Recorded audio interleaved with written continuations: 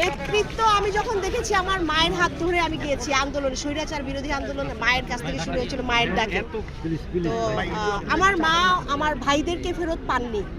আমার ভাই আয়নাঘরে ছিল এবং এখন পর্যন্ত আমরা তাকে কোনো সন্ধান কিন্তু আমার মাকে দিতে পারিনি। কিন্তু আমার মাকে আমি হয়তো কালকে হাত ধরে একটা বাংলাদেশের সামনে আনতে পেরেছি, যে যেই বাংলাদেশের আশা, একটা ন্যায় বিচারের বাংলাদেশের আশা তারা প্রত্যাশা করেন। আমার মা সাথে আমার হাজারো পরিবারের মায়েরা অপেক্ষা করে আছেন এখনো।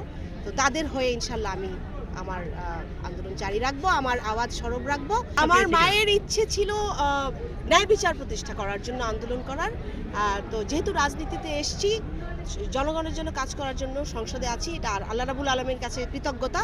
এবং আমার দেশনায়ক প্রধানমন্ত্রী জনাব তারেক রহমান এই সুযোগ আমাদেরকে দিয়েছেন, আমাদের মহাসচিব মির্জা ফখরুল ইসলাম আলমগীর স্যার সহ যারা আমাদেরকে এই সুযোগটা দিয়েছেন, এটা আমাদের জন্য অনেক বড় একটা সুযোগ। এবং আমি মনে করি বাংলাদেশি হিসেবে একজন, এটা অনেক সম্মানের বিষয়, দেশের জন্য কাজ করার একটা জায়গা, সবার জন্য কথা বলার একটা জায়গায়। তো সেই জায়গা থেকে অনেক সম্মান।